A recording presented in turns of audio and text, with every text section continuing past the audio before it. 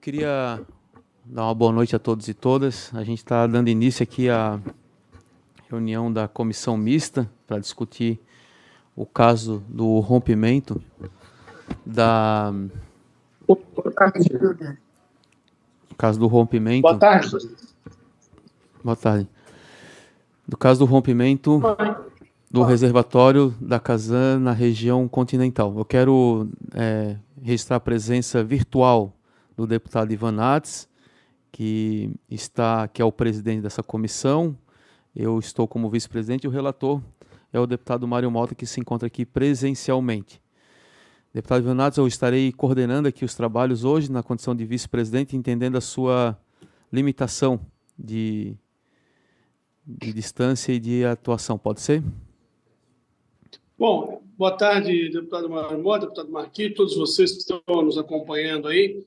Queria que Vossa Excelência presidisse os trabalhos, porque vou acompanhar remotamente e qualquer necessidade, eu faço a intervenção daqui, participo da reunião, mas acompanho de forma online a reunião. Então, Vossa Excelência, se puder conduzir os trabalhos presencialmente, eu agradeceria. E, como digo, registro aqui que vou acompanhar de forma online. Muito obrigado. A gente vai iniciar com os requerimentos verbais do deputado Mário Mota, é isso? Eu sugeriria até que aprovássemos a ata enquanto isso. Nós temos 3, a ata da última... Isso. Então eu coloco em discussão e votação a ata da última reunião, que todos receberam pelos devidos e-mails, em discussão e votação, aprovado pelos 3 deputados presentes. E, deputado Mário Mota, o senhor tem aí os requerimentos verbais, é isso, né? Não, deputado Marquito, na verdade, o deputado Ivan Nats talvez tenha acompanhado à distância. Nós temos a solicitação, eu quero crer, o requerimento verbal seria de sua lavra lá na reunião anterior, para que nós pudéssemos determinar, quem sabe, na próxima semana, talvez na própria quarta-feira, dia 21 é terça, é isso? Dia 21, terça, dia 22, aquela reunião extra que nós havíamos entabolado inicialmente para receber os demais atingidos que ainda não tiveram as suas situações resolvidas pela Casan, para que pudéssemos, de alguma forma, ouvi-los, ou pelo menos abrir esse espaço para que eles pudessem trazer as suas reivindicações e, se possível, uma mediação feita, quem sabe, pela comissão, com a própria Casan.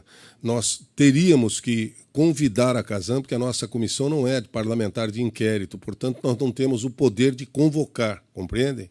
Podemos convidar a direção da empresa para que venha tratar dos temas mais específicos que são trazidos na tarde de hoje aqui pela presença de alguns dos seus moradores que ainda não tiveram as suas reivindicações atendidas, ou pelo menos que tenham outros problemas a se relatar. Então, fica no ar a proposição que, teoricamente, é sua, como vice-presidente, feita na reunião anterior. Eu estou percebendo que nós temos, por exemplo, o dia 22, que é quarta-feira da semana que vem, ainda livre para uma reunião extra, se for o caso. Eu não sei exatamente como proceder, eu confesso que é a primeira vez que eu participo de uma comissão na Assembleia, mas acredito que tenhamos que colocar em votação, com o presidente Ivan Nats opinando, se podemos prever, porque depende da vinda da Casan, como eu disse, uma reunião que pudesse ser conciliatória para o dia 22. Então, nós temos agora que não temos a presença do deputado Ivan Nats, ele não está mais virtualmente, caiu. A gente vai ter que aguardar a presença dele para ter o quórum, para deliberar. No decorrer dessa reunião, nós tentaremos ainda o contato com o deputado Ivan Nats para ver se conseguimos marcar para o dia 22 essa reunião específica para esse assunto que foi trazido na última reunião, aliás, da primeira, pelo deputado Marquito, a pedido de vocês. Ok? Então tá. Então eu passo ao relator para convidar os nossos integrantes hoje da comissão mista, que são os fiscais. Eu passo para o senhor. Eu agradeço antecipadamente a vinda dos senhores Adalberto Cunha Júnior, engenheiro sanitarista e ambiental. Peço a ele que, por favor, se dirija para uma das nossas poltronas. Ele é engenheiro sanitarista e ambiental, coordenador e fiscalizador da obra do reservatório R4 pela Casan. Senhor Marcelo de Vasconcelos de Araújo, engenheiro civil, fiscal da obra do reservatório R4 pela Casan, por favor. E o senhor Maurício Silva Andrade, engenheiro sanitarista, fiscal da obra do reservatório 4 pela Casan. Está presente também doutor Ivan César Fischer, advogado da empresa que acompanha os... Pode, fique à vontade, por favor. Ivan César Fischer, advogado da Casan, que acompanha os 3 fiscais que trabalharam, apenas para que eu tenha certeza e tranquilidade. Trabalharam tanto no reservatório R4 como no de Forquilinhas, é isso? Ok. Bom, antes de mais nada, eu agradeço em nome da comissão, mais uma vez, como já fiz pessoalmente, a disponibilidade dos senhores em estarem conosco, uma vez que, repito, a nossa comissão não é parlamentar de inquérito, portanto, não tem o poder de convocar, apenas convidamos e, até agora, apenas os responsáveis pela empresa Gomes e Gomes pediram que remarcássemos para uma próxima oportunidade a vinda deles, e teremos que fazer isso ainda no decorrer das sessões. Agradeço também a presença do advogado Alessandro Abreu, que responde pela Toposolo, a empresa que elaborou o projeto estrutural que os senhores fiscalizaram na execução. Muito bem. No dia de hoje, nós estamos iniciando, portanto, o 5º encontro da comissão mista e a 3ª reunião ordinária com a participação de convidados. De imediato, e da mesma forma como eu fiz na última reunião, eu gostaria apenas de reiterar que o propósito deste relator vai no sentido de apontar, além dos possíveis responsáveis por erros ou falhas que levaram ao rompimento do relatório, também equívocos e ou falhas presentes no contrato, pois nós precisamos agir preventivamente para que a sociedade não volte a ser penalizada, seja na forma de desastres ou em pagamento de reajustes contratuais devidos aos longos atrasos encontrados. Eu reitero ainda que a situação deste relator será sempre pautada pela imparcialidade que o caso requer e os meus questionamentos, os nossos questionamentos, serão sustentados apenas em documentos oficiais, os quais eu tentarei apresentar sempre naquele telão à direita, com slides para que vocês possam compreender. Por fim, ainda com o intuito de esclarecer, eu informo que em alguns tópicos será feita uma correlação entre a fiscalização da obra do reservatório do Monte Cristo com a obra do reservatório de Forquilinhas, ambos pertencentes ao mesmo contrato, que é o EOC 966-2014. Isso ocorre porque a troca de fiscal da Casan em 1º de maio de 2019 resultou em apontamentos técnicos para a obra do reservatório de Forquilinha, que ainda estava no estágio inicial e que nós não conseguimos encontrar no reservatório, ainda em estágio inicial, que não foram registrados pelo fiscal anterior para o reservatório do Monte Cristo. Este com a estrutura já na laje no momento da troca. Portanto, o reservatório do Monte Cristo já estava bem adiantado, houve uma troca dos fiscais, e vocês devem se lembrar disso. Então, feitos esses comentários, eu gostaria de iniciar questionando, e eu peço aos senhores que fiquem muito à vontade, se acharem que não devem responder por esquecimento ou por algo assim, não se acanhem em abrir exatamente aquilo que melhor puder ser respondido, para que a gente possa caminhar no sentido do esclarecimento. Vamos lá. Na construção do reservatório de Forquilinhas, devido a um erro referente à falta de orçamento dos serviços relativos às estacas, além de outros imprevistos, como a presença de rochas no solo, a obra de Forquilinhas só começou em 2019, 4 anos após o início da vigência do contrato, após a licitação. Para registro, eu sigo e peço o primeiro slide, por favor, para que venha para a tela. E é um diário de obra do dia 23 de 10 de 2014. Aí está. Se puder colocar para mim ali, eu não sei se há essa possibilidade. Ah, está aqui. Muito obrigado. Bom, o que diz isso?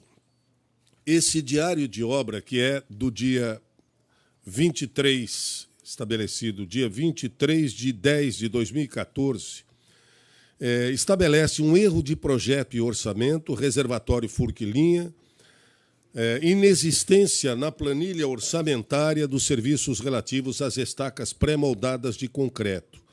Já em relação à obra do reservatório R4 do Monte Cristo, nós identificamos adutoras de água da própria Casan no local da construção do reservatório, e durante a última reunião desta comissão, ao questionarmos o senhor Paulo da Topossolo, foi-nos dito que tanto o fornecimento da planilha de orçamento das estacas, o fato que gerou o atraso de 4 anos no reservatório de Furquilinhas, quanto a execução das sondagens no terreno do Monte Cristo, eram de responsabilidade da Casan e não da Topossolo, que elaborou o projeto.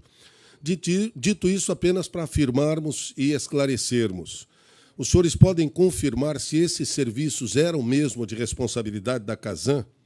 Ou seja, se a adutora que passava embaixo deveria ter sido identificada durante a fase de sondagem do solo, ainda na etapa de elaboração do projeto? Qualquer um de vocês, por favor, aperta o botãozinho no meio, embaixo aí. Isso aí, mais para cima, vai subir. Aí, acendeu a luzinha, está ligado.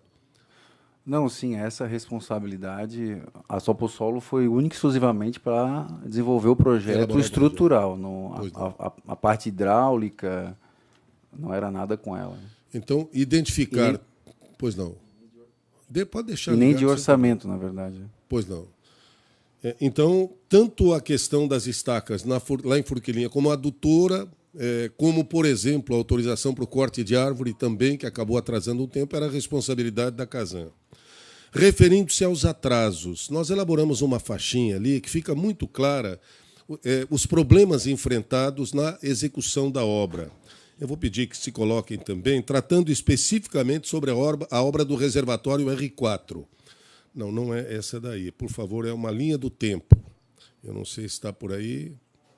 Voltando mais um pouquinho. É uma azulzinha. Isso. Aí, assim. Pode aumentar uma vez só. Por favor. Se conseguir. Isso, perfeito. Bom, não dá para se ver perfeitamente daqui, mas eu vou destacando para vocês. Observem. Nós temos ali as citações em azul clarinho em cima. São os motivos dos atrasos e das respectivas quantidades de dias que a obra atrasou. A barra evidencia a situação da obra e os dias acumulados em cada uma das etapas. E os registros em vermelho, na parte de baixo, destacam algumas datas sobre a evolução do contrato. Dito isso, observem que na parte da barra que faz menção à construção do reservatório, quer dizer, a execução mesmo da obra, que compreende fundação, paredes, pilares e lajes, nós tivemos 1.042 dias de execução, período de 23 de janeiro de 2017 a 1º de dezembro de 2019, sem contar o tempo utilizado para a montagem dos barriletes e outras estruturas anexas, que somaram mais 844 dias. Então, nós gostaríamos de indagar se os senhores se recordam quais os motivos para a obra ter levado 1.042 dias apenas na construção da fundação, das paredes, dos pilares e da laje, quando o cronograma total da obra era de 375 dias. Quer dizer, uma obra prevista para 375 dias acabou durando 1.042 dias. Vocês se recordam se foram emitidas notificações à construtora por esses atrasos? E, caso positivo, fiquem à vontade para comentar.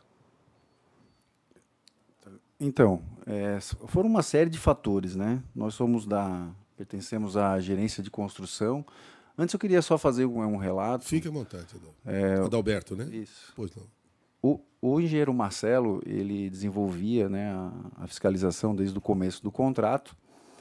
E quando iniciou-se a etapa de cravação da estaca, que inicialmente era pré-moldada, né, por cravação, isso foi dia 10/6/2015. Né? Então, nessa data, houve um vazamento.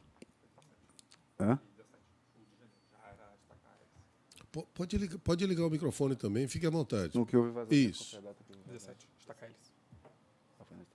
No início do estaqueamento?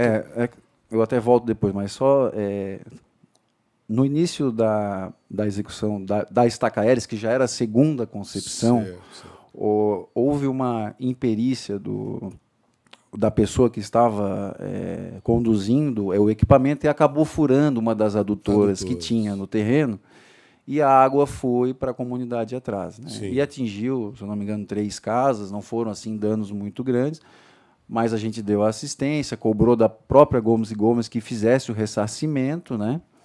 E aí, nesse momento... E esse rompimento, me permita, ele acabou motivando 13 dias de paralisação da obra. Isso mesmo, mas tem registro aqui. O que acontece?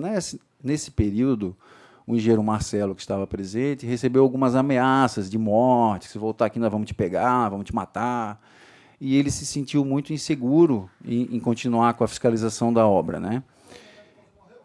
Amigo, desculpe. Só estou relatando o momento da época. Isso foi lá atrás, não era...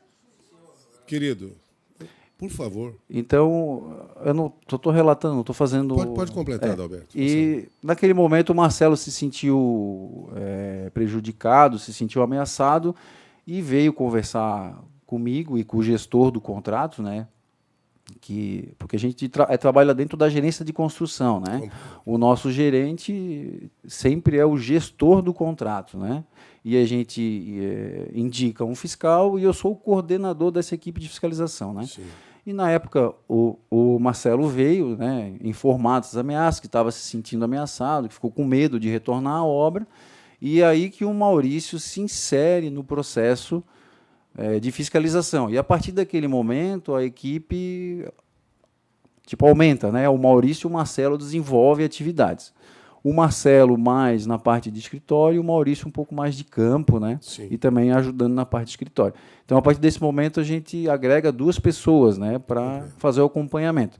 Nesse período, o Marcelo ainda, por estar fazendo a parte administrativa, que eram as medições de contrato, contato com a Caixa Econômica, né, que sempre fazia vistoria nas obras, ele assinava, né, ainda as medições de contrato, tá? Então, só para relatar. Relativo a todos os atrasos, realmente foram muitos atrasos, né? Fugiu totalmente de qualquer planejamento. Mas foi uma série de circunstâncias que levaram a isso. Primeiro, havia uma ação judicial dos moradores de uso capião daquela área. Sim. Tá? Então, inicialmente, houve uma questão de regularização da área. A Casan tinha posse. Uma família morava Isso, na lateral aí o juiz... e entrava pelo terreno da casa. Aí o juiz deliberou, nós tivemos que fazer uma cerca, um acesso. Sim. Isso travou um certo tempo a obra ali.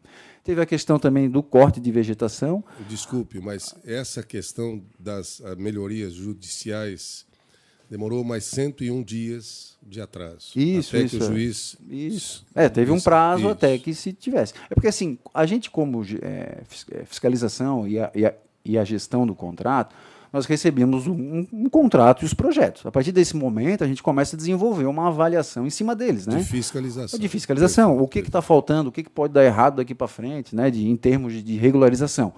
E aí fomos verificar as áreas e havia esse imbróglio jurídico. Fomos tentar resolver essa questão. Parte ambiental, deliberamos ao setor ambiental da Casan que acelerasse a questão dos cortes de vegetação, que tiveram nos 3 reservatórios, não só no Monte Cristo. 98 dias o corte de árvore.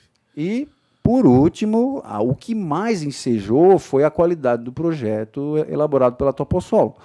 Esse do Monte Cristo, por exemplo, ele foi desenvolvido por estaca pré-moldada, né? Estaca cravada, sabendo que existia uma série de casas que são construídas, às vezes, de forma precária, sem fundação adequada, e isso não foi verificado, né? Então, no primeiro dia de cravação, já tremeu as casas, veio defesa civil, nós tivemos que paralisar.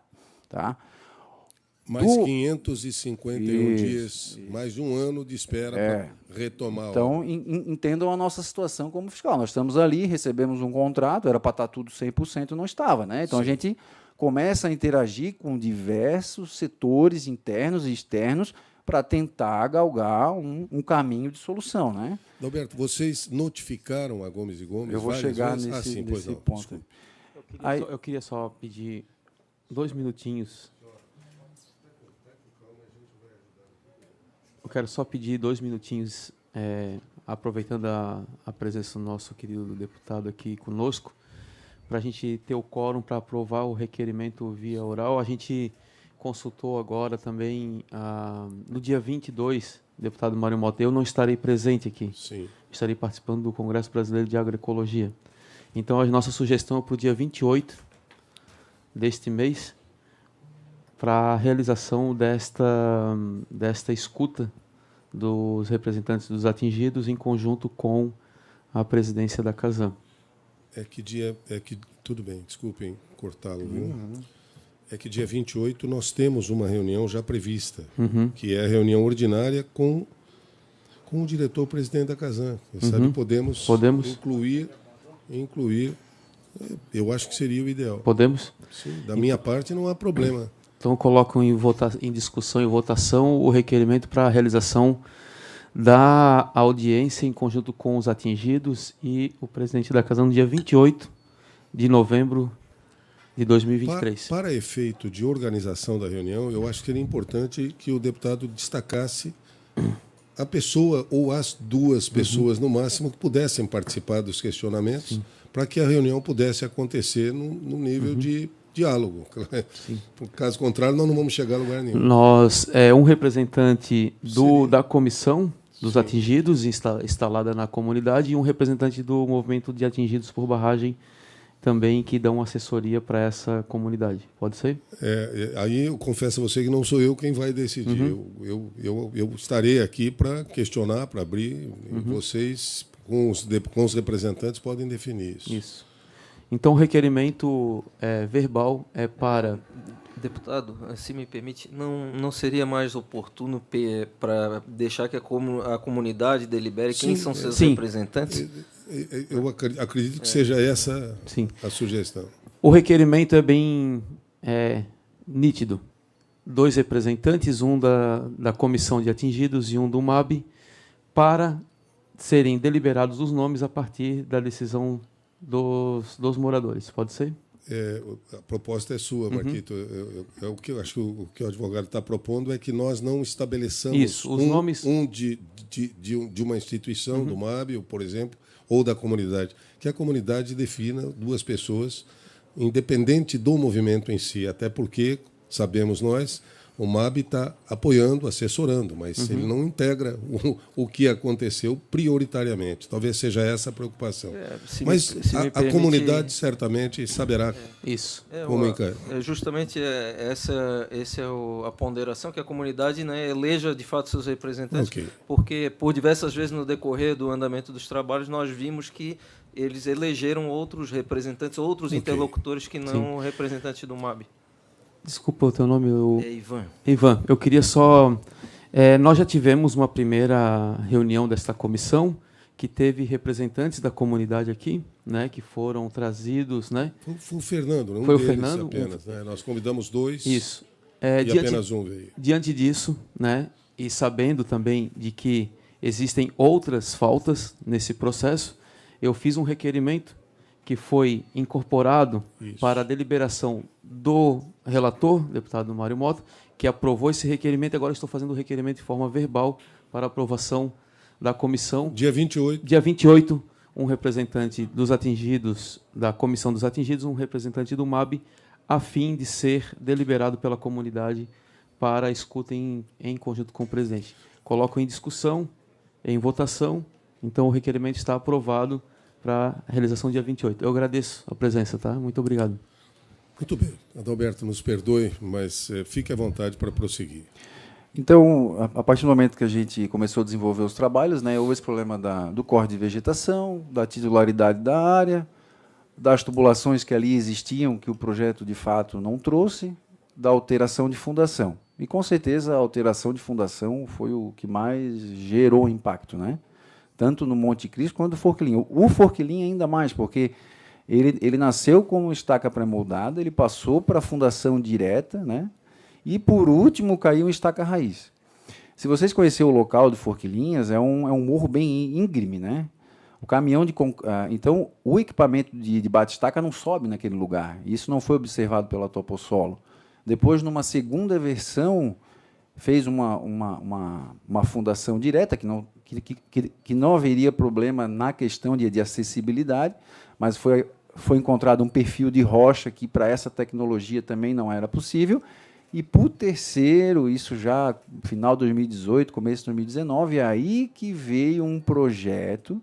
E, a partir do momento que a gente recebe um projeto revisado, a gente tem que revisar as quantidades, fazer e promover um acréscimo contratual, né, uma regularização desse serviço dentro do contrato, para posteriormente autorizar a empresa a iniciar a execução dessa alteração, né?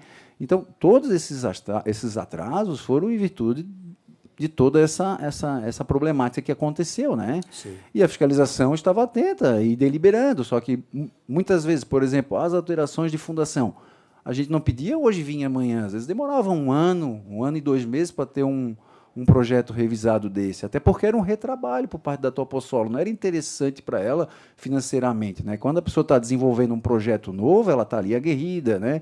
Comprometida. A partir do momento que você pede uma revisão, por mais que era de responsabilidade deles, não era fácil conseguir essa revisão, né? Então, essa série de problemas, até que o senhor já está bem informado, foram o que causaram. E as notificações das empresas perante esse cenário fica até complicado, o senhor compreende, porque muitas dessas questões não eram nem de responsabilidade da Toposolo, da Gomes e Gomes, né? Claro, houveram, sim, momentos de morosidade, onde notificávamos por diário de obra, por e-mail, aí sim exercemos, né? Mas essa etapa inicial da obra, até final de 2019, que é onde, de fato, deu tempo hábil de conclusão do objeto contratual, né? Porque, a partir do momento que eu não consigo liberar o objeto contratual para ela, acaba que eu até me tira o direito de exercer uma cobrança, né? Claro que isso não tem nada a ver com qualidade de obra. Nós estamos falando de justificativas de prorrogação de prazo, né? Então, bom, de qualquer forma, a pergunta objetivamente era se os fiscais notificaram a Gomes e Gomes durante esse atraso, independente, quer dizer, cobrando dela, porque durante a execução da obra as coisas já estavam resolvidas. A partir do momento que começou, era liberado 100% o reservatório, liberou 100% o Monte Cristo. Isso. Então, sim, a partir daquele momento, sim, se exercia uma cobrança. Liberou totalmente o Forquilinha, aí sim se exercia uma cobrança. Nesse sentido, sim. Eu até peço desculpas, mas vamos tentar concentrar objetivamente no reservatório R4, que é o motivo da linha. Eu só fiz o paralelo e vocês vão entender mais adiante. Mas eu vou voltar à primeira pergunta que eu fiz lá no começo. Se a questão da construção durante o fornecimento da planilha, se levantar a questão dos aquadutos era responsabilidade do projetista, teoricamente não era.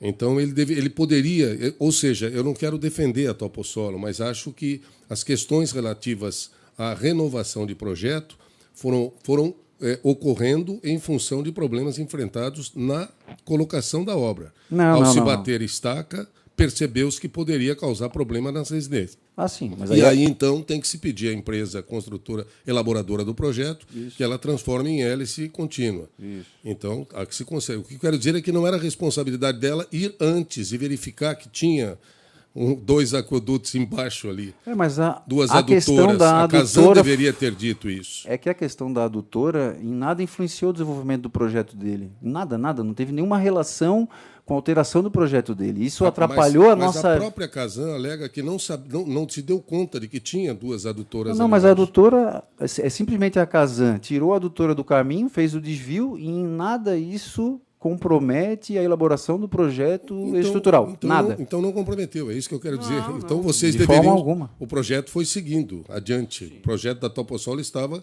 adequado àquilo que se propunha, é isso que eu quero dizer. São 66 dias. Contudo, menos com relação à fundação. A fundação estava errada, né? Então vamos chegar na fundação.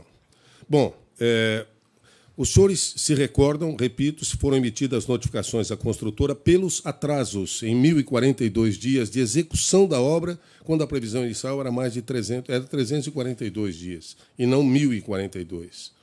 Então, você alega que, sempre que possível, a Gomes e Gomes era notificada. Nós não encontramos, é isso, Giba, nos diários da obra, nenhuma notificação nesse campo, quer dizer, cobrando isso.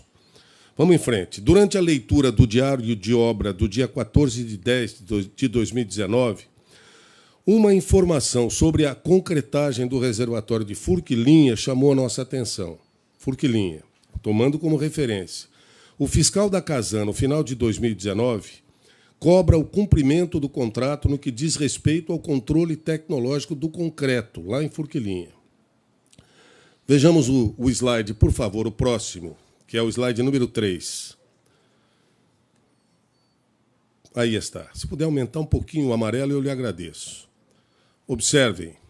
Na chegada do segundo caminhão de concreto, 4 metros cúbicos, ao coletarmos concreto para o teste de slump, constatamos, juntamente com o engenheiro Luiz da Gomes e Gomes, que a característica do concreto, há uma foto anexa no relatório, era totalmente diferente do caminhão anterior e não havia plasticidade no concreto, pois era evidente a falta de material fino e até mesmo cimento. Mesmo o caminhão batendo o concreto por mais 5 minutos, não mudou a característica. Sendo assim, o caminhão foi rejeitado pelas características e porque não haveria como saber a resistência do concreto, uma vez que não foram retiradas amostras para execução de corpos de prova de nenhum caminhão, nem por parte da Gomes e Gomes, nem por parte da empresa contratada para fornecer o concreto. Aí, em negrito, inclusive, foi destacado. Portanto, estamos solicitando que seja cumprido o item 1.7, página 8, das condições gerais do contrato, onde a contratada deve fazer o controle tecnológico do concreto. Também solicitamos que seja realizado o teste de resistência para os blocos já concretados após 28 dias, através da extração de corpos de prova. Ressaltamos que não será autorizada nova concretagem se não houver o controle tecnológico do concreto. É da maior importância o que foi escrito lá no reservatório de Forquilinhas, e já no dia 25 de 10 de 2019, mais uma vez, o fiscal da Casan cobra a execução do contrato, destacando que não serão autorizadas novas concretagens sem o devido controle tecnológico do concreto. Por outro lado, o fiscal da construtora menciona que, para o reservatório do Monte Cristo, teriam sido adotados critérios diferentes. Para que as pessoas possam compreender, esse é o diário da obra do reservatório R4. Do lado direito, são as anotações da fiscalização dos nossos servidores da Casan que fiscalizavam a obra. Do lado esquerdo, são as anotações da empreiteira que estava construindo. Observem o que está escrito do lado da empreiteira. Nesta data, foi realizada uma reunião com a Casan sobre a definição de como seria feito o controle do concreto para esta obra. Foi definido pela Casan que todo o concreto estrutural deverá ser testado.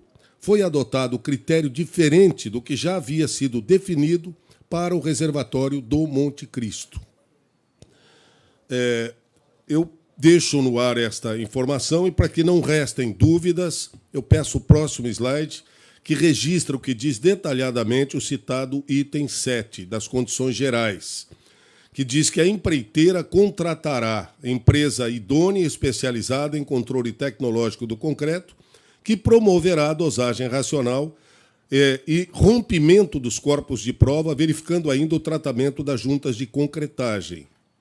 E eu estou destacando aqui que a qualidade do concreto e a responsabilidade pelos testes era da construtora, e que a fiscalização em Forquilinhas fez essa cobrança de forma absolutamente correta. Mas, com base no exposto, eu pergunto, houve uma mudança de fiscal na obra do contrato 966 pela Casan no dia 2 de maio de 2019. A pergunta que eu lhes faço é com quem e em que circunstâncias foram definidos esses procedimentos diferentes dos firmados em contrato para o controle tecnológico do concreto no reservatório R4, que a empreiteira diz ter acontecido exatamente aqui. Foi adotado critério diferente do que já havia sido definido para o reservatório do Monte Cristo. Quer dizer, em Forquilinha, vocês disseram que não iam aceitar mais caminhão nenhum que não tivesse possibilidade de testar o concreto. Que diferença existiu para o reservatório R4? E que novas medidas foram adotadas para garantir a qualidade do concreto que foi utilizado lá no reservatório? E, finalmente, como foram realizadas as demais ações que deveriam ser prestadas pela empresa responsável pelo controle tecnológico do concreto? Fiquem à vontade, eu agradeço muito. Eu posso começar e eu acho que depois vocês complementam. Então, o que acontece? As empresas, elas muitas vezes não querem ter esse custo de fazer a contratação de uma empresa terceira para fazer o controle, né? Embora o contrato obrigasse. Embora o contrato obrigasse, muitas vezes eles querem utilizar o próprio os próprios resultados da concreteira, né? Mas a fiscalização, tanto para os 2 reservatórios, ela sempre fez a exigência de tivesse uma empresa terceira e de saber renomado, né? Que fosse uma empresa conhecida, né? E nesse caso teve, sim, nós tivemos... Sim. Claro, tiveram situações como essa que o próprio engenheiro Maurício escreveu, de algumas insistências em tentar descumprir isso, né? E a fiscalização estava atenta em sempre buscar que fosse cumprindo isso. Essa questão que ele coloca, que houve uma posição diferente, uma posição um critério diferente na verdade, no reservatório. Não teve. Ele buscou, sempre ao longo do contrato, buscar reduzir esse custo, né? E a gente sempre bateu firme dizendo, olha, só vai executar a obra se tiver um controle de uma pessoa externa, porque não dá para confiar no resultado da própria concreteira, né? Não que não seja um resultado, né? Mas, visando a boa execução, a gente sempre exige, até hoje, nos novos contratos, a gente coloca um item específico, até para acabar com essa discussão de custo, né? Então, hoje vem um item específico em planilha, né? Ensaio de resistência do concreto. Hoje, os novos contratos da Casan, a gente decidiu internamente para acabar com essa discussão de custo do concreto, que não sabia que estava, embora, nesse caso, está muito bem claro, né, no próprio contrato. Era o que eu ia dizer. Nesse caso, lá atrás, já havia o item 1.7 que terminava exatamente da seguinte forma. Mas as despesas com a contratação de empresa suprimensionada correrão por conta única da empreiteira. Então, ela não poderia alegar ignorância. Isso. Neste caso, independente da cláusula ou não, a gente sempre exigiu assim, tá? Mas vocês nem desconfiam por que ele colocou essa questão da diferença? Por que critério diferente em Forquilinhas e no reservatório do Monte Cristo, em relação à qualidade do concreto? O que eu me recordo abrindo o microfone, por favor. Oi, fique à vontade. Marcelo, né? Maurício, por favor. O que me recordo é que eles executaram lá no Monte Cristo esse controle e no Forquilinhas eles não queriam executar, se negaram, disseram que não. E foi cobrado que foi feito, que teria que ser feito no Forquilinhas da mesma forma. No reservatório R4, eles apresentavam sempre... Havia uma empresa que fazia a análise... Na verdade, eles moldavam e uma empresa rompia e mandava o laudo. Né? Sim. E em Forquilinha é aquele caso do caminhão com 4 metros cúbicos que não foi aceito porque o concreto não estava com a característica adequada. Né? Compreendo. Porque quando chega o concreto é feito um ensaio de slump, né? Sim. E dependendo... São duas conferências básicas, né? Se você puder descrever o que é o slump apenas para os... Eu vou deixar para o Marcelo puder. Tá. O slump ele é uma medida que a gente vê a questão do abatimento. Para saber a consistência do concreto, se ele tem mais água ou menos água, esse fator água-cimento ele pode influenciar na resistência. Claro. Então, quando a gente fala que ele estava com uma consistência mais aparentemente líquida e é confirmado com o slump. O slump é um tronco de cone que você tira e faz o ensaio e ele tem que dar uma medida. Sim. Caso essa medida dê muito alta, por exemplo, diferente do que está no projeto, definido em projeto, isso quer dizer que ele está muito fluido, muito líquido. Quer dizer que ele tem mais água, pode ser que dê problema na resistência. Essa confirmação seria feita via corpo de prova. E recusar um caminhão de concreto. O corpo de prova é depois que ele seca, vai lá, tira um pedacinho... Não, o corpo de prova ele é moldado com o concreto que chegou para a obra. Aprovado e que passou no teste de slump e vai para a concretagem efetiva. Okay. Aí ele é moldado corpo de prova. Recusar um caminhão de concreto não é algo absurdo. Isso aí é normal em função do teste LAM. Por isso que existe esse teste. Certo. Caso haja o teste e ele não passe, você pode recusar. Você pode recusar, por exemplo, um caminhão, se não me falha a memória, 2h30 que saiu da usina. Se ele saiu e chegou com 3 horas, você pode recusar. Isso não quer dizer que o concreto... Então, existem procedimentos na norma que dizem que você pode recusar. O que tenho a dizer aqui a respeito de definições de padrões. Os padrões existiam, tanto no Monte Cristo quanto no Forquilhinhas. Tanto que nós, da fiscalização, e aí vocês têm os e-mails ali cobrando, a gente cobrava os relatórios de ruptura e os mapas de concretagem que foram realizados no Monte Cristo. Desculpe, no Forquilhinhas nós encontramos praticamente sempre a presença da fiscalização. No Monte Cristo, não.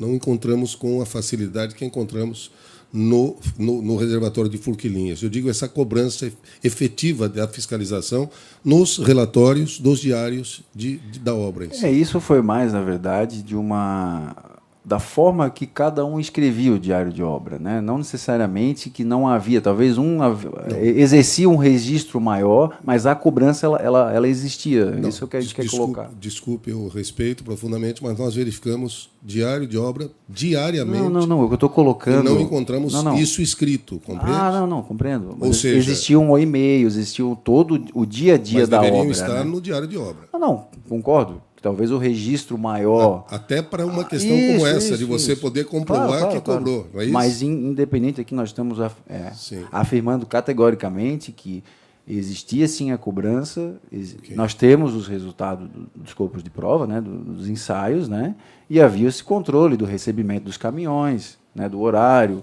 do SLAMP.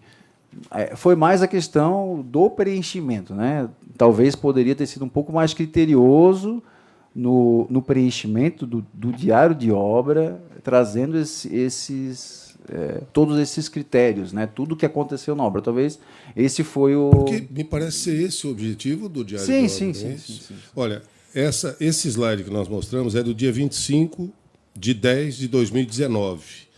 No dia 29 de 5 de 2020, quase 8 meses depois...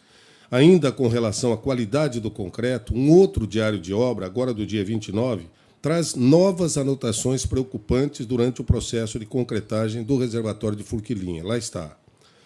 Nesta data, recebemos laudos de rompimento de corpos de prova de concreto do reservatório de Forquilhinhas. Mais uma vez, houveram valores apresentados que não atendem os 30 MPa ou MPa previstos no projeto. Estão sendo recorrentes os problemas relacionados à resistência nas concretagens realizadas no reservatório Forquilhinhas. Fato extremamente grave e preocupante. Além disso, soma-se o ritmo extremamente lento da obra. Os resultados serão encaminhados para a gerência de projetos da Casan para manifestação das ações que deverão ser tomadas devido a esta situação. Ao citar exatamente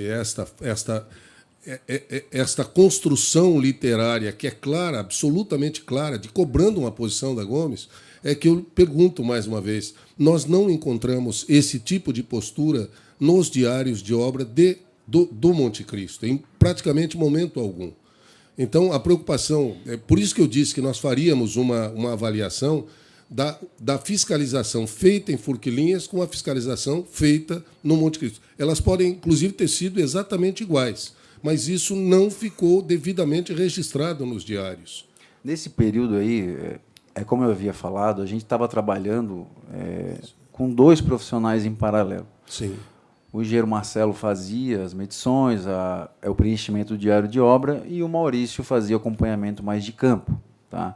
Então, pode ter ocorrido nesse momento, como não era o mesmo profissional trabalhando nas duas, aí esse link entre os dois acabou que os registros não ficaram tão bem desenvolvidos, mas o nosso padrão de fiscalização, independente se era o Marcelo, se era o Maurício, se fosse quem fosse, ele é o mesmo estabelecido. São normas internas que a gente segue à risca, tá? Então, independente do registro, fica aqui categoricamente falado que o acompanhamento era o mesmo, tá?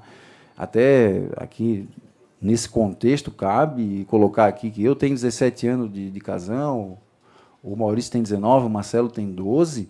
Nós já fizemos mais de 150 obras no estado todo, aí, obras muito maiores do que essa. Sim. com o mesmo acompanhamento, com o mesmo critério, e nunca tivemos nenhum problema. E nenhuma estourou? Nenhum estourou, nenhum deu nada. E, assim, recentemente, agora, a gente está inaugurando aqui a ET dos ingleses, né? Uma ET enorme. João Paulo está fazendo, ampliação aqui da ET insular, isso só em Florianópolis. Em 2000, eu até trouxe uma relação aqui, em 2018, que foi o período que mais andou o Monte Cristo... São obras da Gomes e Gomes? Não, nenhuma delas. Nenhuma dessas que você cita? Isso. Assim, em 2018, por exemplo, nós desenvolvíamos uma obra do Campestre, que estava em desenvolvimento, tinha a Lagoinha aqui de Florianópolis, a gente terminou o sistema de esgoto, conexão com a Praia Brava. Nós tínhamos em São José obra, Biguaçu, nós tínhamos o Foco Decantador, que foi a maior obra de concreto da Casan, que o engenheiro Marcelo acompanhou. Tínhamos obra em Santa Amaro, a adutora de 1.200, foi a maior obra de adutora da Casan, já concluída. Tivemos o sistema de esgoto da Ponta de Baixo, Centro Histórico de São José, as obras inglesas estavam em andamento, obra de Sular, Canoinhas, Rio do Sul, Araquari, Tuporanga, Curitibanos, Araquari, Indaial, Ibirama, Barra do Sul, Pissarras, Mafra, Canoinhas. Então, assim, Concórdia, todas essas obras foram concluídas com o mesmo critério de fiscalização, com a mesma amostragem de fiscalização. Aqui, deixar bem claro que um fiscal, a diferenciação entre o executor e um fiscal. Se é para o fiscal ficar acompanhando cada ferro, cada concreto, cada coisa full time, então a Casan ela vai começar a ter um papel executor e não de fiscal. Mas, me perdoe, como é que funciona, então, a fiscalização? Eventualmente vai-se a obra, acompanha uma vez por mês? Então, até trouxe aqui, tem uma relação aqui, por exemplo, nesse período que nós estávamos realizando a fiscalização de obras, né? Eu era coordenador e eu tinha 5 contratos, por exemplo, em paralelo, que eu fiscalizava. O Maurício tinha 3, o Marcelo tinha 4. Então, cada fiscal, até pela detonação diferenciada do que é um trabalho de fiscalização e do que é um trabalho de execução, o que é uma RT de execução, o que é uma RT de fiscalização, né? A gente tem inúmeras situações. Essa situação, por exemplo, do Monte Cristo, pensa, sucessivas alterações de projeto. A gente nem citou as outras questões de projeto que teve. Inúmeras coisas que dificultam o andamento. Isso traz uma bagunça no dia a dia para o trabalho do fiscal, que é complicada de reverter, né? E a gente tem que lidar com contratos em paralelo, com todas as dificuldades de cada um. Então, o nosso trabalho ele é amostral de campo. A gente não consegue estar todo dia. Isso pode ser qualquer prefeitura, pode ser a própria Leste que vai contratar uma obra aqui e vai designar o fiscal. Ele não vai ficar colado o dia inteiro com a pessoa. Não, é evidente, então, assim, nós temos um padrão de fiscalização, um número, né, máximo de contratos que a gente sempre dimensionou para cada fiscal, e até hoje foi 100% de sucesso nesse sentido. Tá? Isso que eu estou falando, foi mais de 150 obras. Posso passar aqui 2, 3 dias contando cada obra para vocês. Cada dificuldade, cada coisa que obteve.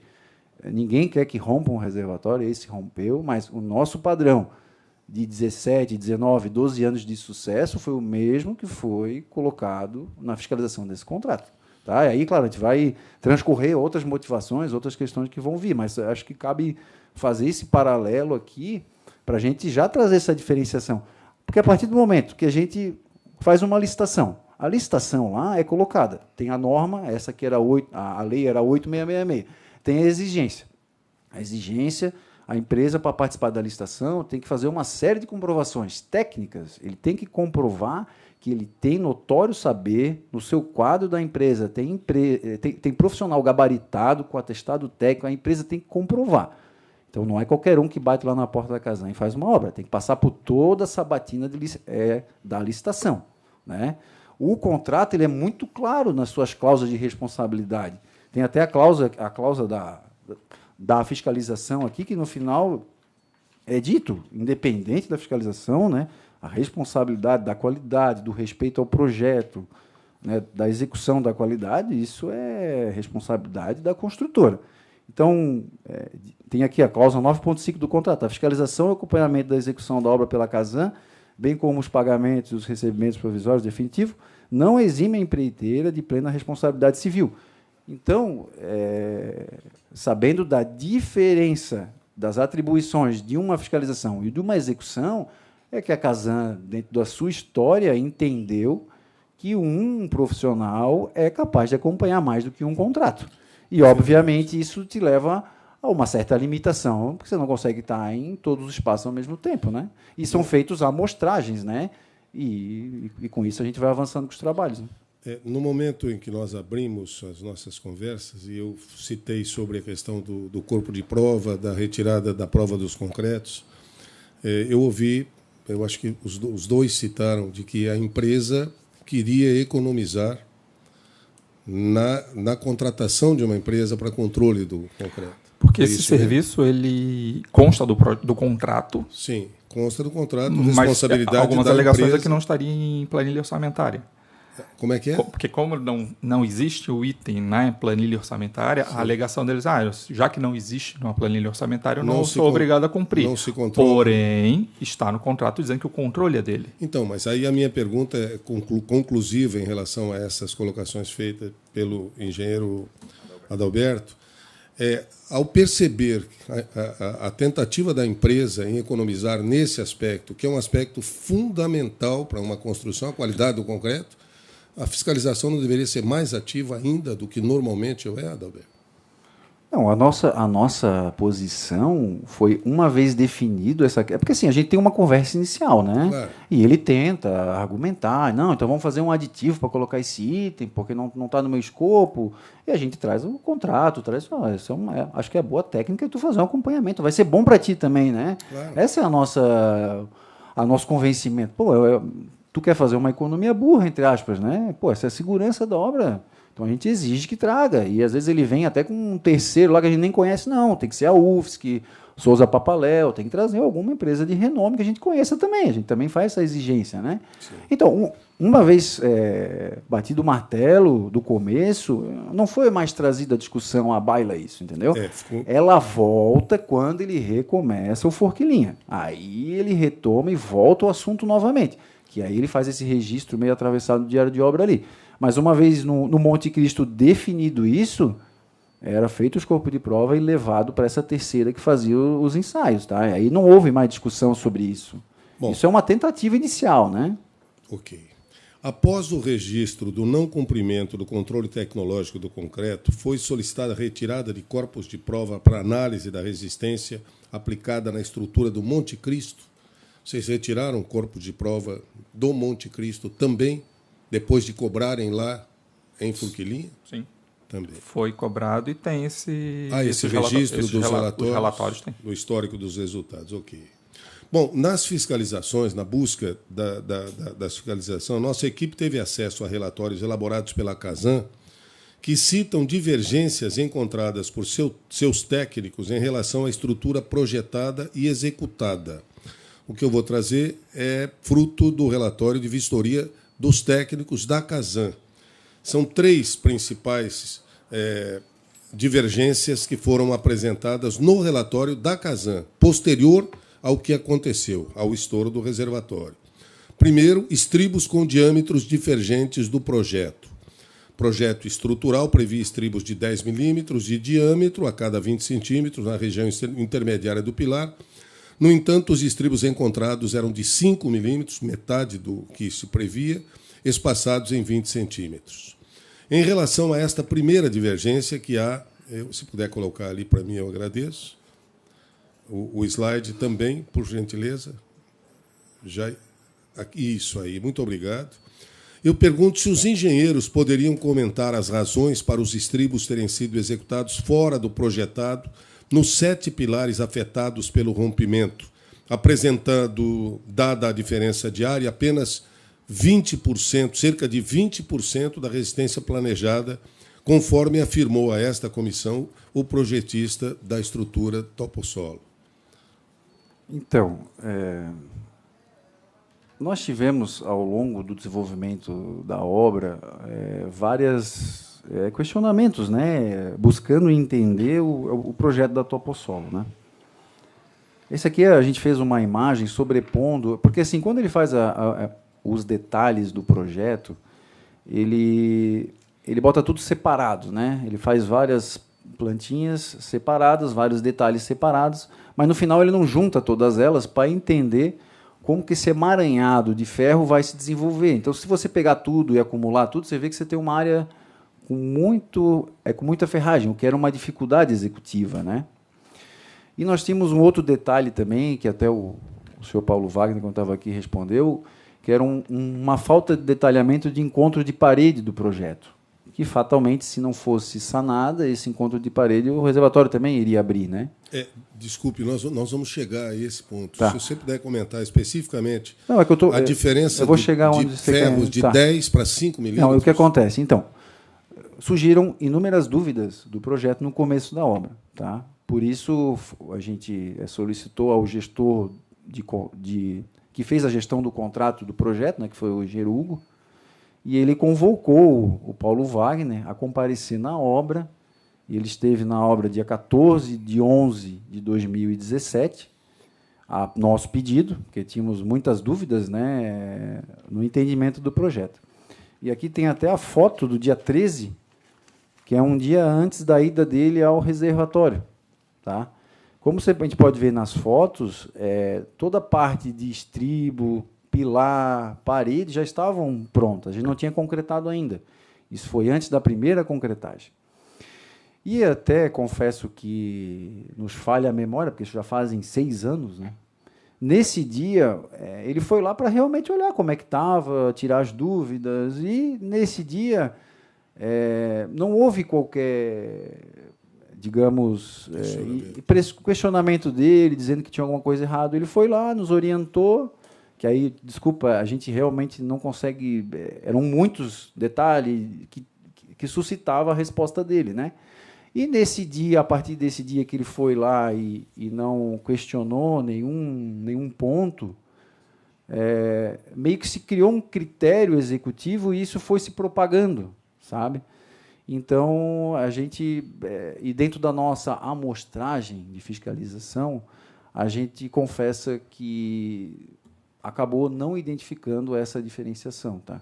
E a ida dele no início da obra, para poder tirar essas dúvidas, meio que deixou a coisa, não, está tudo certo, podemos prosseguir. Tá? Não estou querendo aqui chamar, dizer que a culpa é dele, que não é. Até porque a responsabilidade da fiscalização não era dele. E principalmente aqui, cabe aqui citar que em nenhum momento a Gomes e Gomes nos solicitou autorização para fazer qualquer alteração. Tá? Então, de novo, a gente tem que diferenciar aqui as responsabilidades. Né? Dentro do nosso campo amostral de fiscalização, infelizmente, não foi detectada essa diferença. E do que a gente recorda que, nessa data específica, houve uma visita dele, o que nos deu assim, uma certa segurança, porque tinham muitas dúvidas. O projeto ele era ruim de detalhamento, assim, ele suscitava. E, nesse dia, houve muitos esclarecimentos verbais, né? Muitas coisas que foram orientadas na hora, e, a partir daquele momento, meio que foi chancelado o andamento da obra até aquele momento, e depois foi dado continuidade. Esse desenho, pois não, fica à vontade. Então, dia 14 do 11, é isso, de 2017? 14 do 11 de 2017. Tá. Tem até um e-mail, depois a gente formaliza. Nessa data, então, vocês, enquanto fiscal da obra, solicitaram para que o executor do projetista, fizesse uma visita junto com vocês, e ela era uma visita de fiscalização. De esclarecimento. Esclarecimento. Ela não era de fiscalização, né? Ele não tinha esse papel dentro do... Nessa fase, era a fase que estava todo o ferro armado para esperar a concretagem. Inclusive os estribos, né? E já estava com estribo. Isso. Tem a foto aqui do dia. Não, só para eu... é isso aí. Porque essa é uma informação muito importante, por conta justamente que a análise visual e o parecer ou a hipótese colocada pelo projetista é da ausência de pelo menos 10 toneladas de ferro, de estribo e esse é um momento muito importante, né? Que é o momento antes da concretagem. Então, só para deixar isso bem estabelecido. E essas 10 toneladas também a gente tem que ver que é uma extrapolação que ele está fazendo. Né? Ele colocou como hipótese que não foi... O campo amostral ali que foi feito é pequeno, né? Ele está extrapolando que isso aconteceu no reservatório todo. Isso a Casan contratou uma perícia, tanto da área de projeto quanto executiva. Aí depois, com essa perícia, que a gente vai realmente poder definir se de fato essas 10 toneladas foram ou não foram colocadas, tá? Mas até então não há como se dizer que de fato está faltando 10 toneladas ou não, né? Deixa eu só confirmar. Estes slides já representam parte da avaliação feita pela Casan depois que o reservatório estourou. Então vamos para o slide número 8, por favor.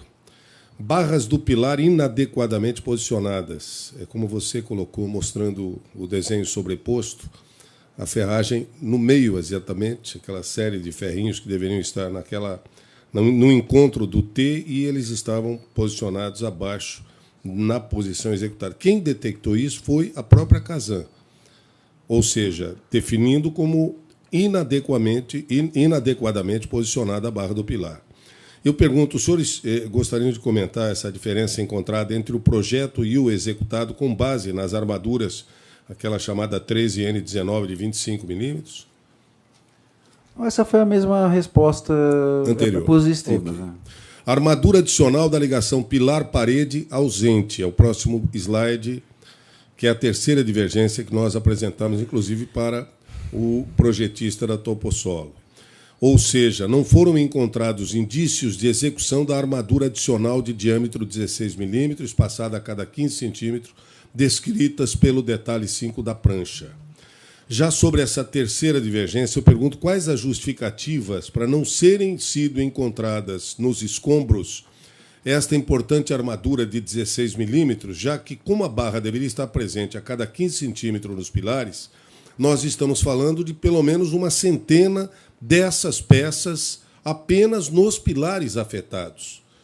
E com base apenas numa projeção referente às divergências encontradas no estribo e nessas armações de 16 milímetros, um engenheiro que projetou a estrutura mencionou à comissão que, se extrapolado para os demais pilares, aí sim ele fez o cálculo projetando aproximadamente 10 toneladas de aço a menos na estrutura. Fiquem à vontade para comentar essa afirmação. Então, tudo isso, como a gente tem uma dificuldade, né? Isso faz 6 anos, né? A gente são muitos contratos em paralelo, a gente tem que anotar muitas coisas. A gente, como eu disse, tem um histórico de procedimento. Então, assim, a gente não consegue tomar anotação de tudo, ter conhecimento de tudo em todos os lugares ao mesmo tempo. Me perdoe, Roberto, deixa só completar a pergunta, porque daí você tem noção da pergunta, inclusive. Eu reconheço que é muito difícil buscar detalhes há 6 anos atrás, mas a afirmação dele é tomada com o que ele encontrou agora, exatamente nesses dias. Ou seja, ele procurou exatamente essas barras agora e não encontrou. Não. O que eu quero dizer é que, dentre esse aspecto inicial, que existiam muitas dúvidas, até... Aí a gente começou a procurar tudo, né? Caixa de e-mail, ainda por azar, teve uma transição da caixa de e-mail da Casan de um sistema para outro, e aí perdeu os anexos de muita coisa. Então, tem ainda esse detalhe, né? E ainda na época, já faz mais tempo, a gente não tinha a digitalização de tudo. Os padrões vão melhorando ao longo do tempo, né? Faz parte da melhoria contínua, né? E aí, por exemplo, aqui a gente começou... Aqui é um e-mail do engenheiro Hugo, que passa para o Paulo Wagner, aqui em 20 de outubro de 2017. E ele cita essas barras. Ele diz aqui, sobre a sugestão de reduzir a quantidade de algumas armaduras para compensar o acréscimo das armaduras do reforço dos cantos de parede, estive na obra hoje, 20/10, e observei o seguinte. Para uma das câmeras, todas as armaduras N14, que é essa daí, constantes no item 5 da prancha, tal, já foram cortadas e dobradas. Quer dizer, essa barra estava na obra, ela foi cortada, ela foi dobrada. Na segunda câmara, que é a que rompe, porém, não foram cortadas nem dobradas as armaduras N14. E, portanto, há como sua sugestão ser aplicada neste caso. Então, quer dizer que o Paulo Wagner deu uma sugestão de alteração dessa barra. Então, quer dizer, isso indica que, se você for na célula 1, essa barra vai estar lá. A célula que não rompeu. E se tu vai nessa célula 2, tem uma... É porque eu digo agora, a gente começa a procurar coisa. Como eu disse, é difícil, a gente tem que... o que aconteceu? Mas onde estaria essa sugestão do Paulo? Pois é, aí que é aquela coisa, né? Não sei se a gente procurou e indagou, né, as pessoas, né? Então, assim, aqui tem um indício muito claro. Na célula 2, ela foi colocada, porque ela foi dobrada e está ali. Para a célula 1, que foi a segunda, né, a ser iniciada, ele traz esse aspecto. Agora, a gente não consegue lembrar exatamente o que isso repercutiu, entendeu? Porque, como eu disse, a gente sai da premissa que as coisas estão andando corretamente. Poderia ler para mim o comecinho, novamente, da afirmação? Porque eu gostaria de entender por que se tiraria... Não, digo tirar. Houve alguma orientação. Ele sugeriu que não fosse colocado pelo que está aí. Na segunda câmera... Não, vou começar. Sobre a sua sugestão de reduzir a quantidade de algumas armaduras para compensar o acréscimo das armaduras do reforço do canto de parede, que era uma que não existia, né, que foi um pedido de complementação do projeto. Estive na obra hoje, 20/10/2017, e observei o seguinte: para uma das câmeras, todas as armaduras N14, constante no item 5 da prancha, já foram cortadas e dobradas. Na segunda câmera, porém, não foram cortadas nem dobradas as armaduras N14.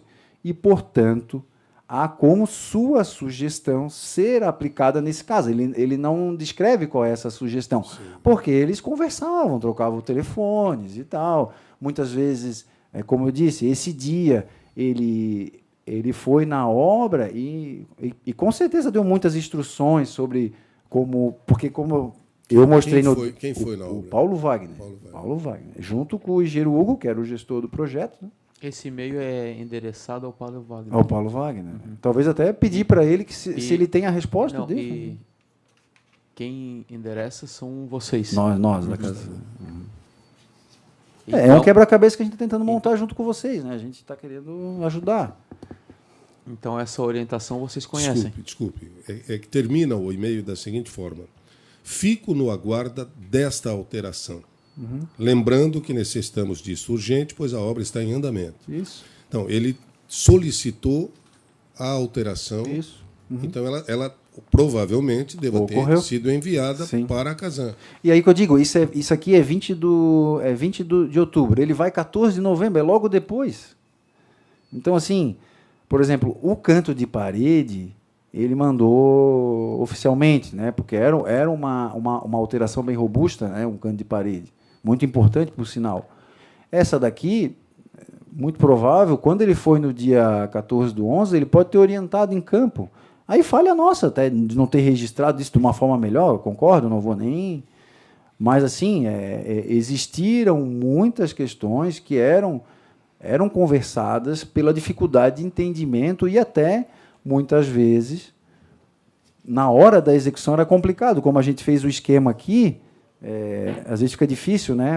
Os projetos têm detalhes separados. Quando você agrupa todas aquelas ferragens, não cabe no mesmo lugar, né? E isso suscita que haja uma alteração, né? Uma adaptação, né? Imagino eu, deveria também haver um registro disso. Não coube, teve que mudar. Concordo. Aí, nesse caso, a gente não se recorda exatamente. Okay. E esses registros, por serem muito antigos, pela questão do próprio e-mail que aconteceu, mas com certeza, é uma questão, tudo tem que ser registrado, né?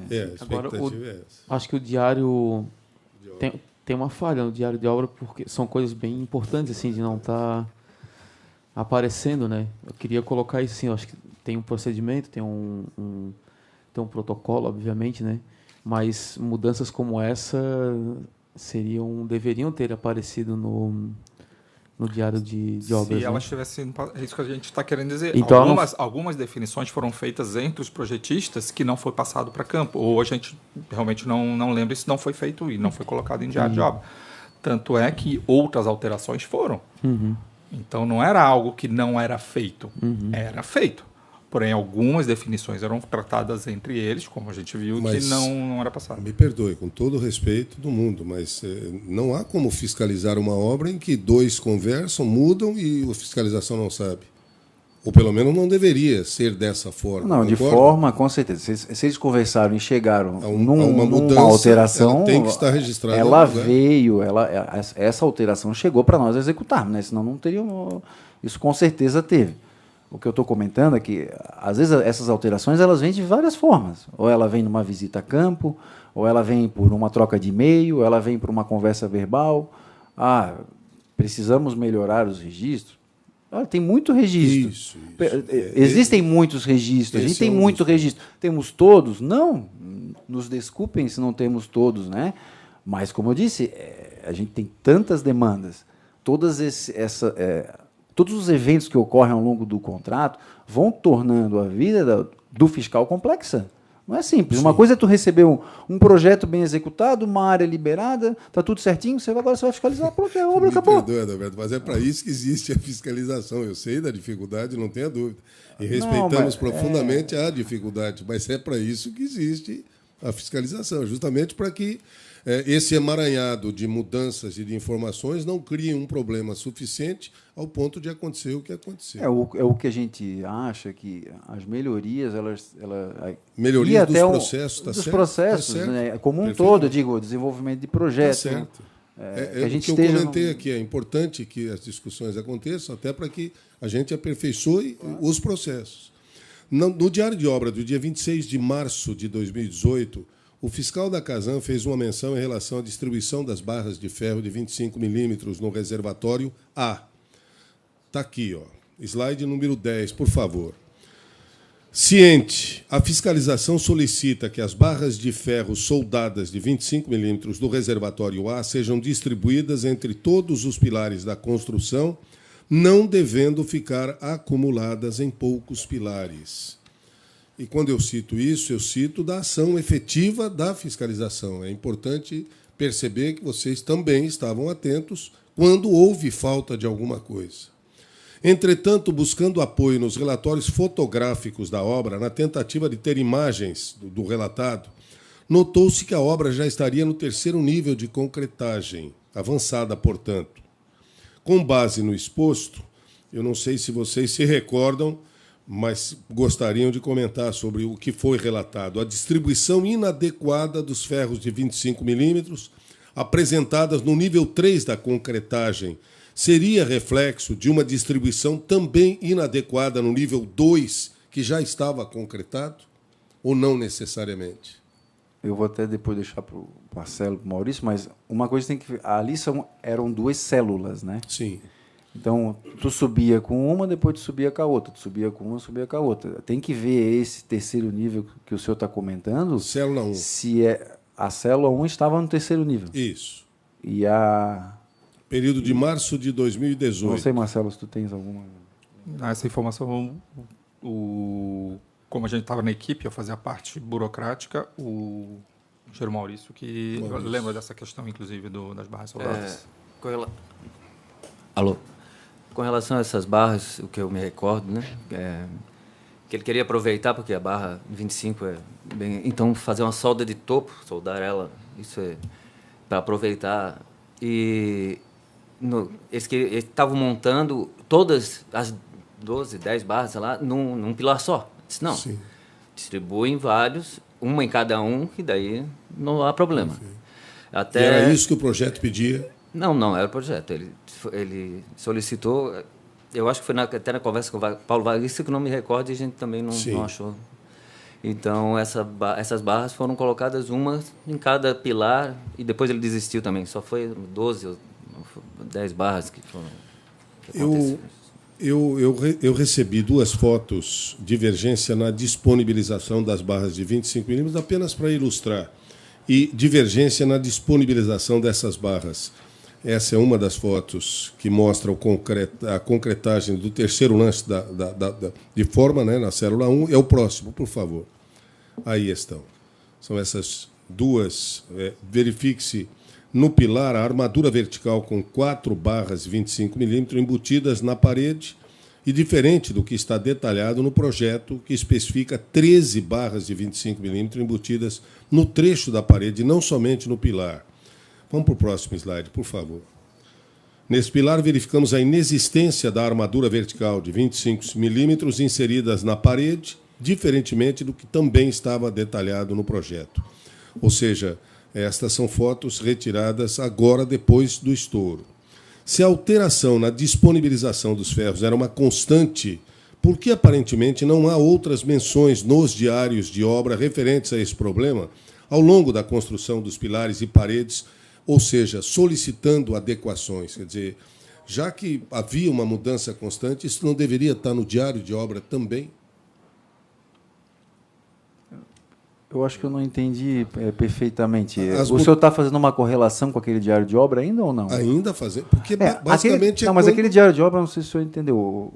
O Maurício explicou o que acontece. Havia algumas sobras, né, de barra, de 25. Não, eu estou fazendo uma correlação com os diários de obra. Ou seja, de todos. não encontrarmos nos diários de obra essas informações. Olha, houve uma mudança aqui, houve uma mudança lá. Ou seja, a fiscalização não constatava esse tipo de mudança, ao invés de 4 barras, 2 ou algo parecido?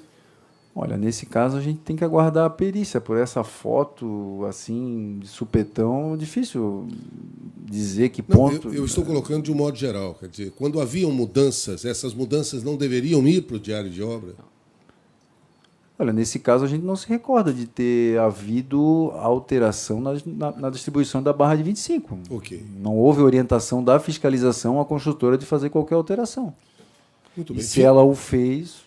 A gente desconhece. Ok. Finalizando os questionamentos em relação à parte estrutural, eu indago sobre uma anotação datada do dia 27 de setembro de 2017, onde nós encontramos o diário de obra deste dia, que diz o seguinte: através do telefone, solicitamos esclarecimentos ao engenheiro Hugo Roden quanto à execução da armadura do pilar P2.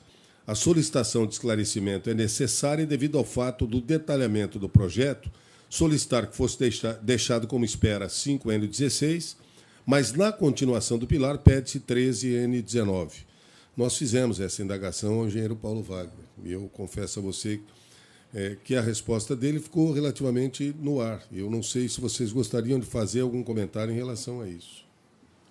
Não, isso a gente buscou, junto ao engenheiro Hugo, a resposta, né, desse questionamento, e a gente entende que, muito provável, essa resposta veio nessa visita dele do dia 14 de novembro. É isso que a gente entendeu dessa indagação, porque a partir do momento que ele vai na obra, eles não, acredito até que ele mandou antes, né, porque quando ele vai na obra já está o avanço dessa questão, né? Houve uma resposta, tá? E a gente também não conseguiu encontrar exatamente essa resposta. Então, se você olhar do lado direito do slide, por favor, coloca novamente para mim esse slide, diário de obra, por favor, slide 15. E sobe para mim, por gentileza, um pouquinho. Pode subir. Não, o slide 15 mesmo. O anterior.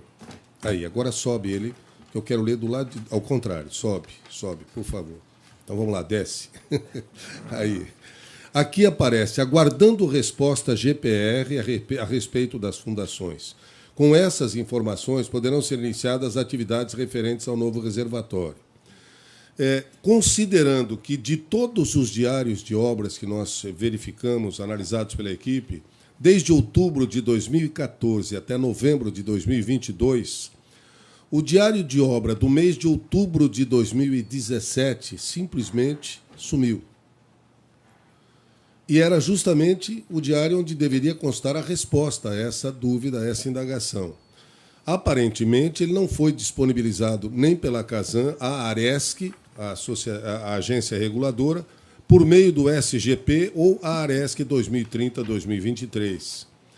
E considerando que no diário de obra de novembro de 2017 os serviços prosseguiram sem a referência das informações técnicas repassadas e por quem foram repassadas, se é que foram, eu pergunto se os senhores se recordam das orientações técnicas informadas e se foram repassadas pelo engenheiro Roden ou para alguém da própria comissão técnica da empreiteira, enfim, porque nós não conseguimos disponibilizar o diário de obra do mês de outubro.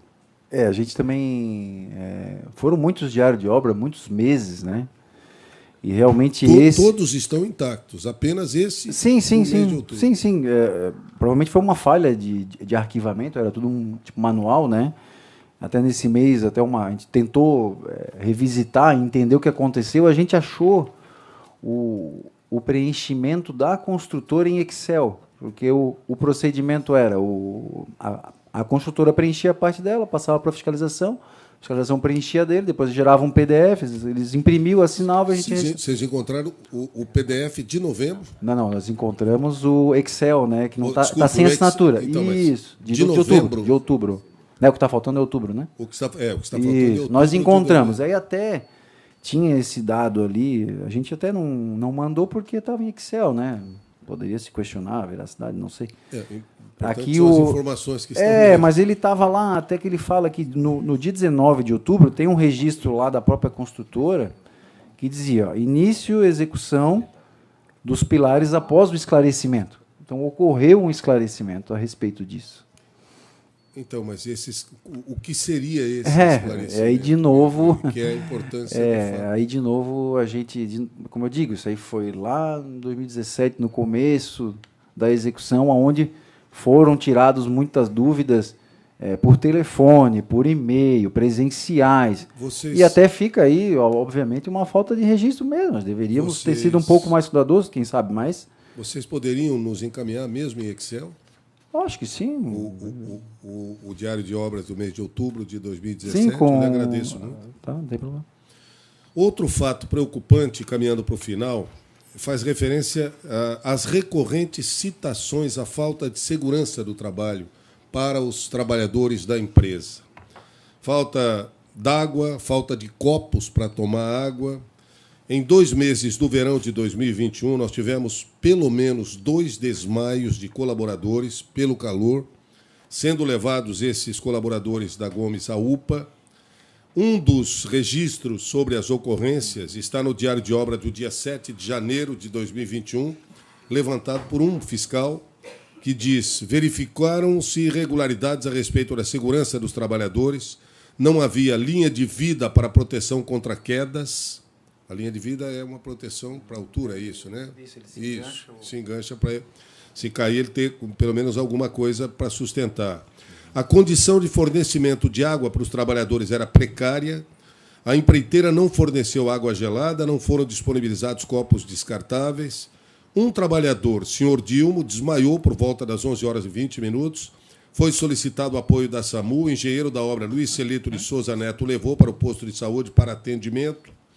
Há uma informação que ainda registramos em off, mas que chega, inclusive, à possibilidade de um trabalhador não ter resistido ao chegar à UPA.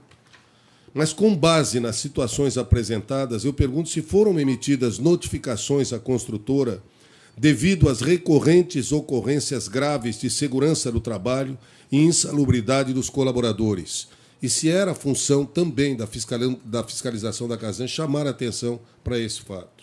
Nós temos um setor da Casan que é específica para a segurança do trabalho, né? Isso. E ela, periodicamente, né, dependendo da disponibilidade, ela faz visitas às obras para especificamente verificar as condições de trabalho, né? Também, no começo da obra, são apresentados inúmeros programas de segurança do trabalho, né, que devem ser respeitados ao longo da obra, né? E a fiscalização realmente, ao longo da execução, verificou em vários momentos o descumprimento e muitas vezes acionava esse setor de segurança para que também embasasse relatórios, né, dentro das citações de segurança, que eles tinham mais, digamos, conhecimento, né, sobre essa área.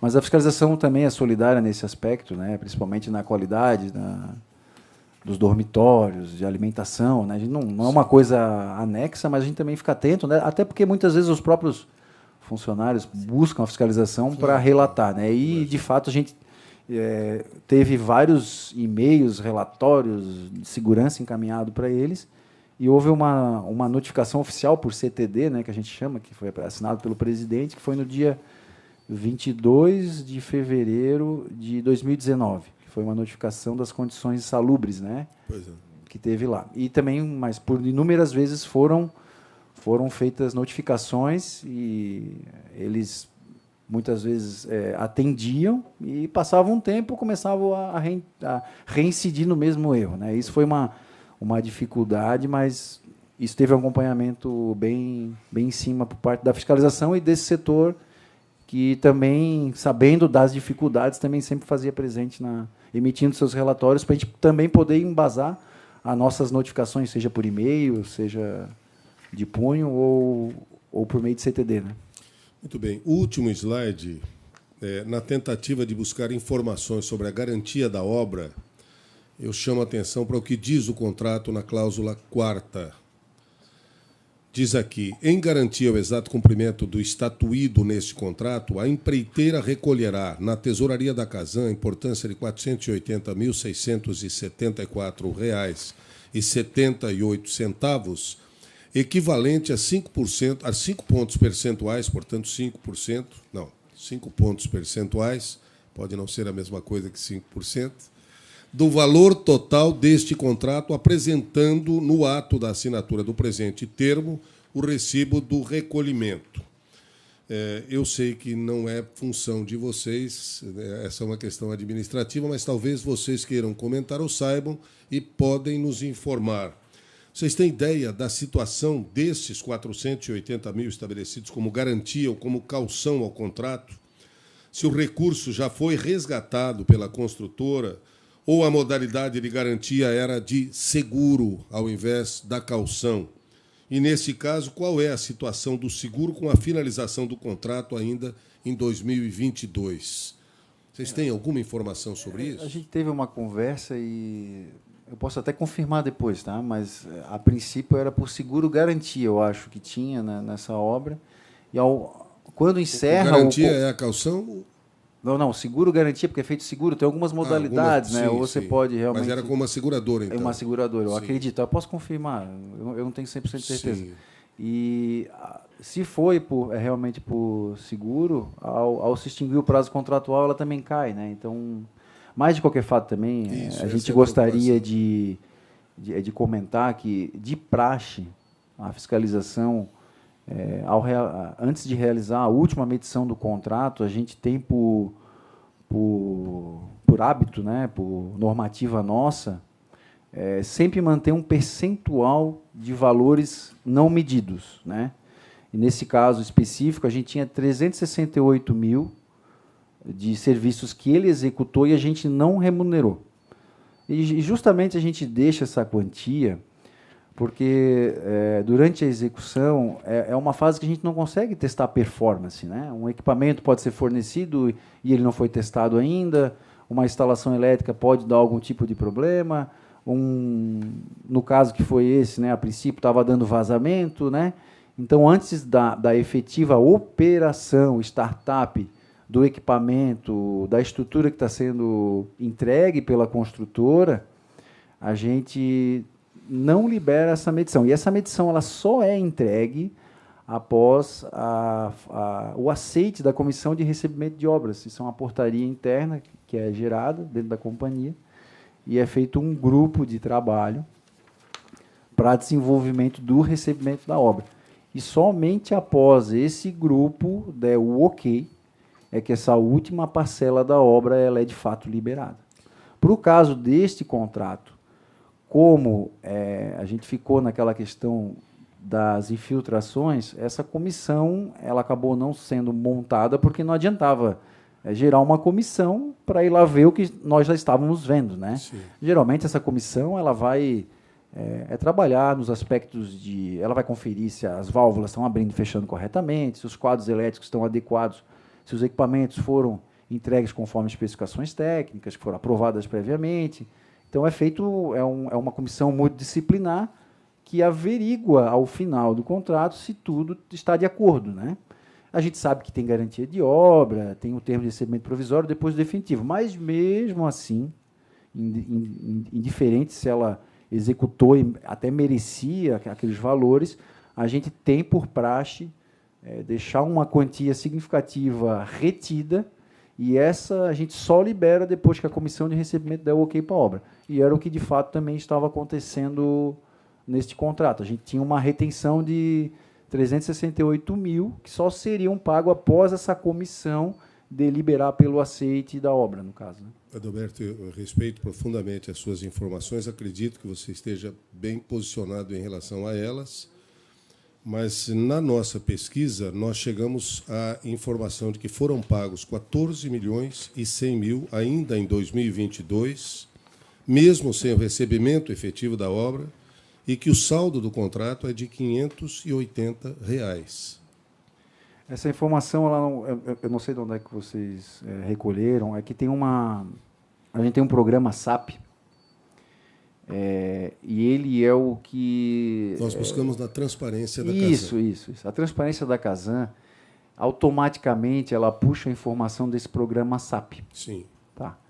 Como o contrato tinha encerrado, a gente não tinha faturado a última medição do contrato, o que o nosso setor contábil acaba fazendo? Ele faz a gente chama de AF, a autorização de fornecimento, do saldo contratual.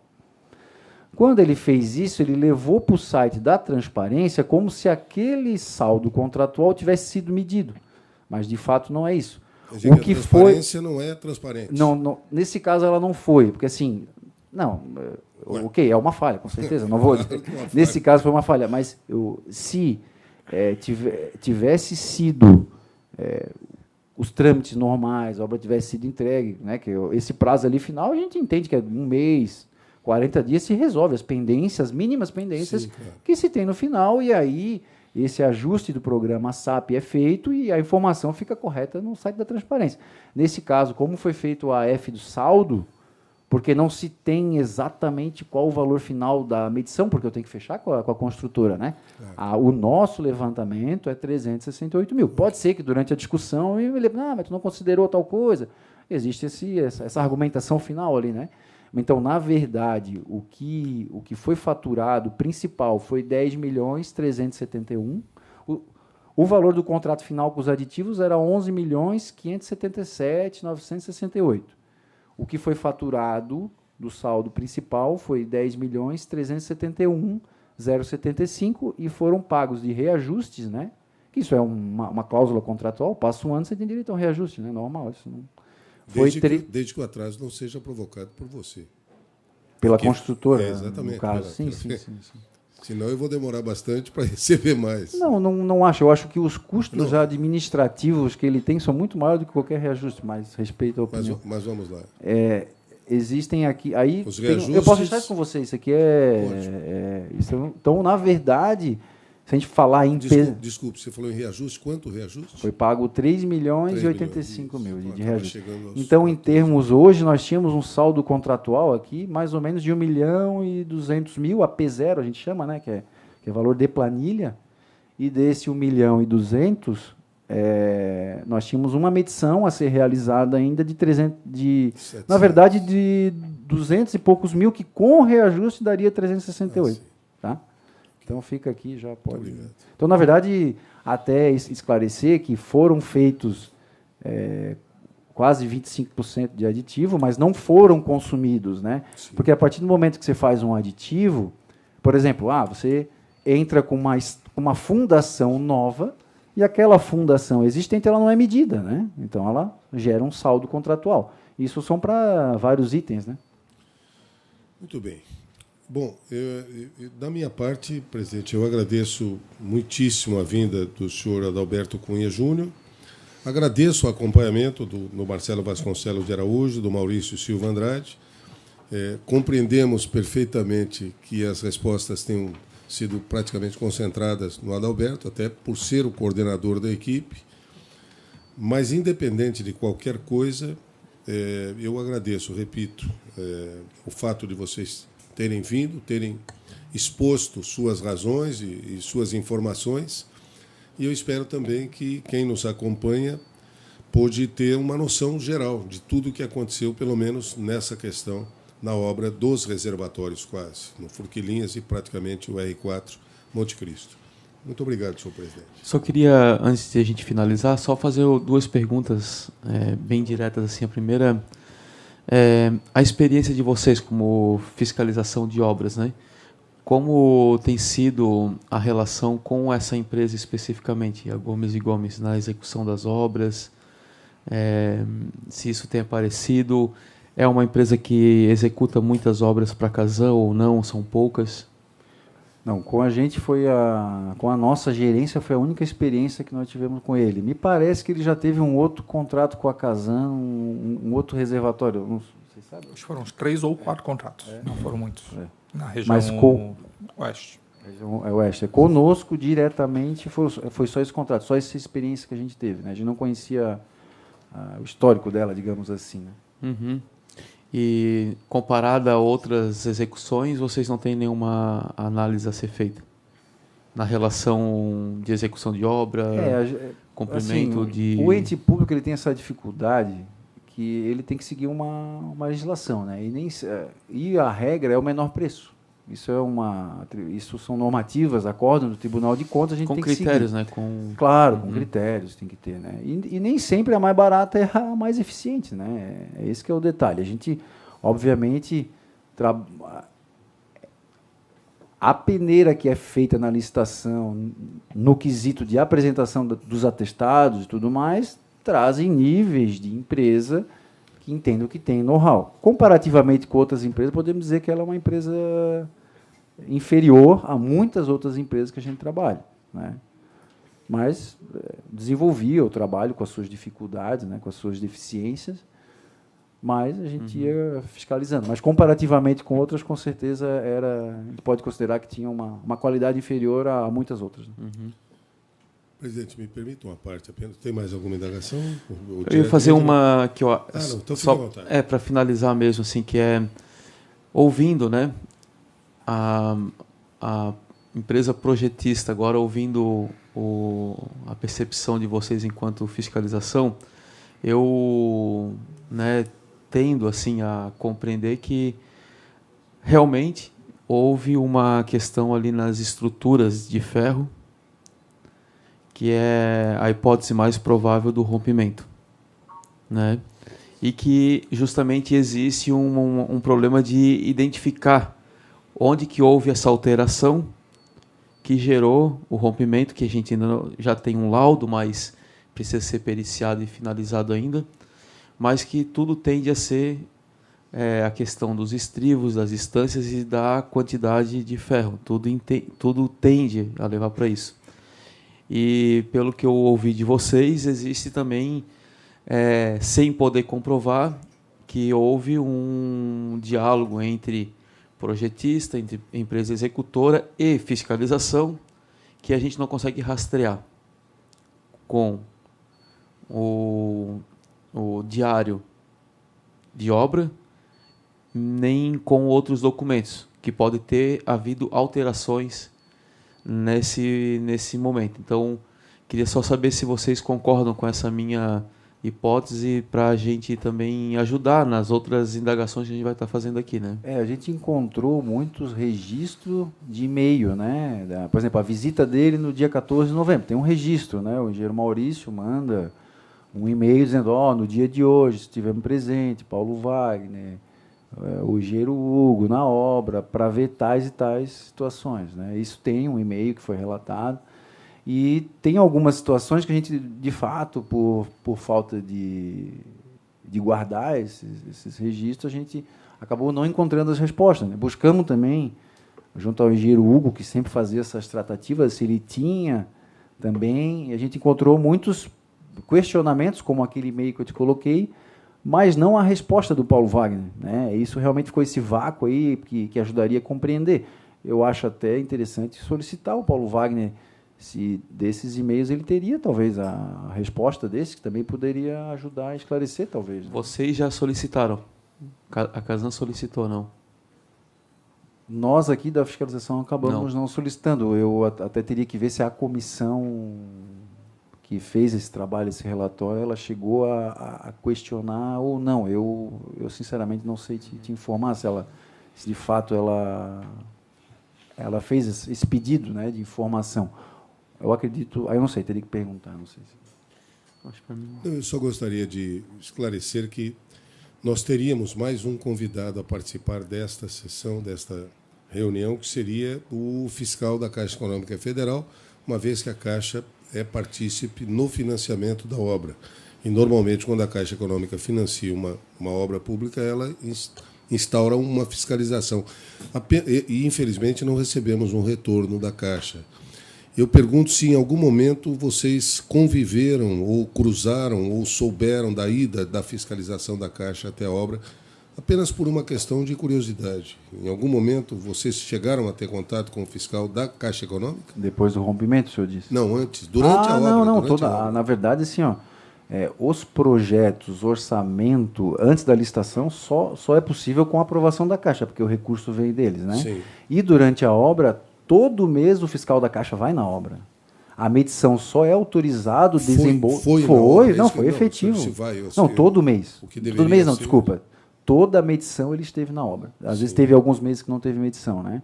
Mas e qual é a ação do fiscal, se ele vai uma vez por mês? Ele recebe o memorial de cálculo, relatório fotográfico, né? E ele vai a campo verificar se o que nós estamos medindo foi de fato executado em campo. Essa é a função dele. O que foi projetado estaria sendo respeitado também?